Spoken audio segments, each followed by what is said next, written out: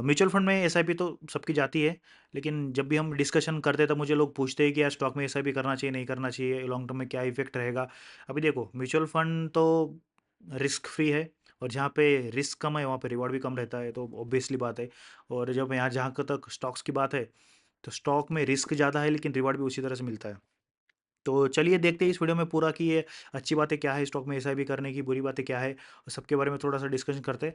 अगर आप मेरे चैनल पे पहली बार आए तो सब्सक्राइब जरूर कर लेना, और ये जो वीडियो है ना एंड तक आप जरूर देखना, क्योंकि बहुत सारे लोगों का ये मानना है कि यार एसआईपी जो स्टॉक म्यूचुअल फंड में करते हैं उनसे वेल्थ क्रिएट नहीं होती है, बहुत टाइम लगता है, वहाँ तक कौन जिएगा, ये बहुत सारे सवाल रहते हैं। तो क्या पता उनको स्टॉक में एसआईपी करके या कुछ थ्रिल मिल जाए, या फिर स्टॉक में एसआईपी करके उनकी वेल्थ क्रिएट हो जाए। तो इस वीडियो के अंत तक आप जरूर बने रहना।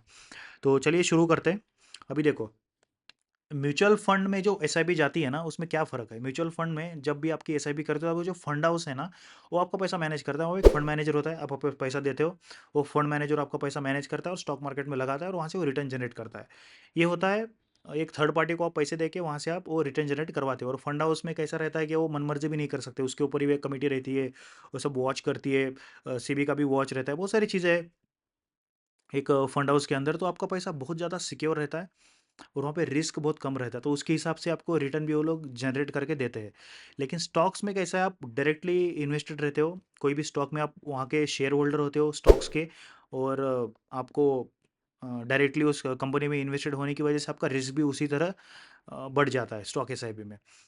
तो कुछ एग्जांपल्स हम देखते हैं कि स्टॉक में अगर आप एसआईपी करते हो तो आपका किसी तरह से रिटर्न जनरेट होता था। अच्छे स्टॉक भी देखेंगे, बुरे स्टॉक भी देखेंगे। तो थोड़े से एग्जांपल देखते हैं अपन। स्टार्ट करते हैं अपन H D F C bank से।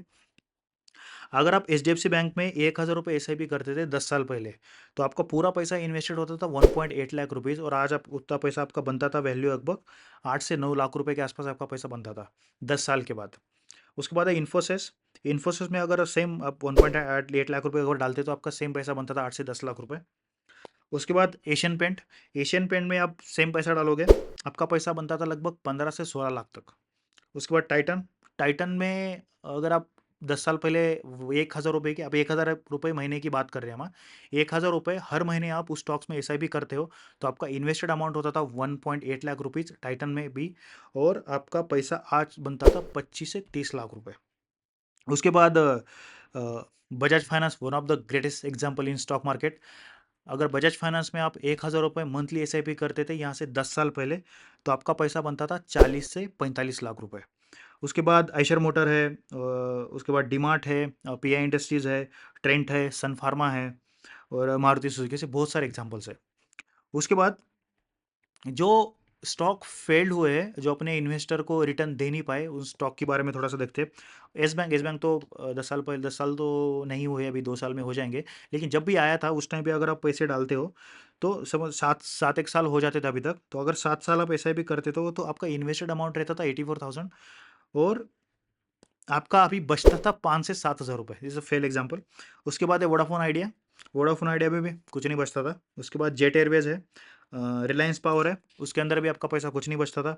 फिर किंगफिशर एयरलाइंस हो गया, जेपी पावर हो गया, यूनिटेक हो गया, डीएचएफएल हो गया, रिलायंस नेवल हो गया, फिर फ्यूचर रिटेल, बिग बाजार अपना जो बंद होगा, ऐसे बहुत सारे फेलियर एग्जाम्पल है। अभी ये सारे एग्जाम्पल से हमको देखने को क्या मिलता है, देखो जो भी पॉजिटिव एग्जांपल्स थे ना, आपको सबसे पहले स्टॉक में एसआईपी करने के लिए आपको फंडामेंटली रिसर्च करना पड़ेगा बहुत ज़्यादा। आपको उस स्टॉक में कन्विटेड होना पड़ेगा कि ये स्टॉक मुझे लॉन्ग टर्म में पैसा बना के देगा। अगर वो स्टॉक 80% 90% भी गिरता है तो भी आप उस स्टॉक में कन्विटेड होना चाहिए कि ये स्टॉक मुझे पैसा बना के देगा, मतलब बना के देगा। यहाँ से 5 से 10 15 साल जो भी आपका टेन्योर रहेगा स्टॉक्स में, तो आपको ये कॉन्फिडेंस होना चाहिए बैलेंस शीट पे उस कंपनी के ऊपर, या फिर आपको बिजनेस समझ में आना चाहिए। वॉरेन बफेट बोलते हैं आप ऐसी बिजनेस में इन्वेस्ट करो जो आपको बिजनेस समझ में आता है।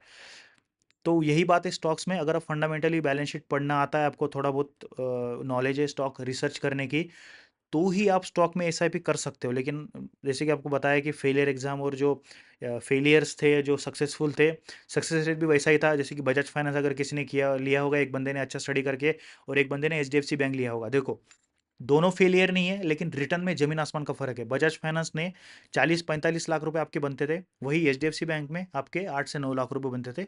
जमीन आसमान का फर्क है दोनों के रिटर्न्स में। और फेलियर्स भी एग्जाम है, अगर गलती से आपने गलत स्टॉक इन चूज कर लिया और उसके अंदर भी आप कंटिन्यूसली एसआईपी करते जा रहे हो और 10-15 साल के बाद आपका पैसा कुछ भी नहीं बचता, तो ये रिस्क हमेशा स्टॉक एसआईपी में बना रहेगा। इसीलिए आपको अगर फंडामेंटली अच्छे से पढ़ने आता है कोई स्टॉक, तो ही आप उस स्टॉक में एसआईपी कर सकते हो।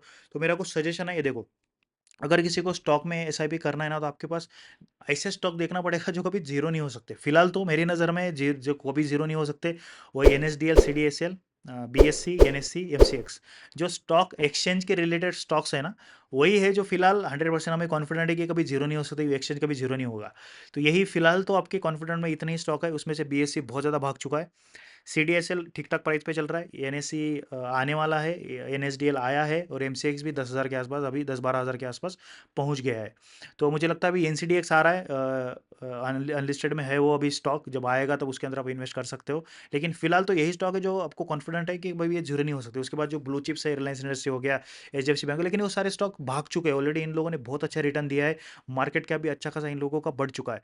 लेकिन आप कोई अ, जो स्टॉक अभी अभी आए हैं स्टॉक मार्केट में, भले ही कंपनी पुरानी है, लेकिन अभी अभी आए हैं स्टॉक मार्केट पे जिनका प्राइस कम है, और आपको 1,000 रुपये के अंदर अच्छे खासा क्वांटिटी मिल जाए उस स्टॉक का, ऐसा कोई स्टॉक आपको ढूंढना पड़ेगा, फंडामेंटली आपको देखना पड़ेगा, तभी जाके आप उस स्टॉक में लंबे टाइम तक रह सकते हो। आपको अगर किसी स्टॉक का बिजनेस समझ में आता है ना, तो उस स्टॉक में आप बने रह सकते हो 10 साल तक। आपको म्यूचुअल फंड की तरह उसमें वेट करने की जरूरत नहीं, आपकी वेल्थ क्रिएट करने के लिए आपको स्टॉक में वेल्थ क्रिएट करके मिल जाएगा।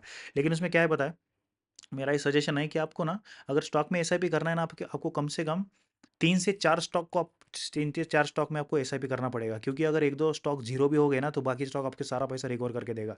यही आप, ऐसा नहीं है कि आप एक ही स्टॉक में एसआईपी कर रहे हो, नहीं तो एक आप साइड बाय साइड रख सकते हो। म्यूचुअल फंड में एसआईपी जा रही है, तो एक दो स्टॉक निकाल के आप उसमें अंदर 1-1 हज़ार रुपये एसआईपी चालू कर सकते हो स्टॉक्स में। और करेक्शन पे आप अगर बहुत ही ज़्यादा कन्वर्टेड हो, तो करेक्शन पे आप उसमें और बाय कर सकते हो, आप और स्टॉक की क्वांटिटी आप अपने अकाउंट में ले सकते हो। और जब बढ़ता है तो थोड़ा सी कम एसआईपी या फिर थोड़ा सा कम क्वांटिटी आप उसमें बाय कर सकते हो, और जब गिरता है तो ज़्यादा कर सकते हो। लेकिन आप तभी कर सकते हो जब उस स्टॉक में आप ज़्यादा कन्विक्टेड हो। अगर आप उस स्टॉक के लिए ज़्यादा कन्विक्टेड नहीं हो, तो आपका सारा का सारा पैसा बर्बाद हो सकता है, जैसे कि हमने फेलियर्स एग्जाम देखे बहुत अच्छे अच्छे। रिलायंस के भी बहुत सारे फेलियर्स है, इतनी बड़ी कंपनी हो के, ऐसा नहीं कि नहीं है। टाटा के भी है, टीटीएमएल, जो अपने टाटा का स्टॉक है, कितना ज़्यादा बढ़ के आज वो 40-50 रुपये पे आके खड़ा हुआ है। तो ऐसा नहीं है कि बड़े नाम, बड़े जितने भी नाम है उनके भी स्टॉक जीरो होते, ऐसा नहीं है कि नहीं होते, बिल्कुल होते। और आप सोच समझ के स्टडी करके उसके अंदर आप इन्वेस्टमेंट कर सकते हो। और अगर आप चाहते हो कि मैं कुछ फंडामेंटली स्टॉक देख के अगली वीडियो में कुछ आपके लिए लेके आओ स्टडी करके, मेरे हिसाब से तो मुझे कमेंट में बताना, तो मैं ज़रूर आपके लिए कुछ फंडामेंटली गुड स्टॉक आपके लिए लेके आऊँगा, और आप जाके उसके अंदर आप इन्वेस्ट कर सकते हो।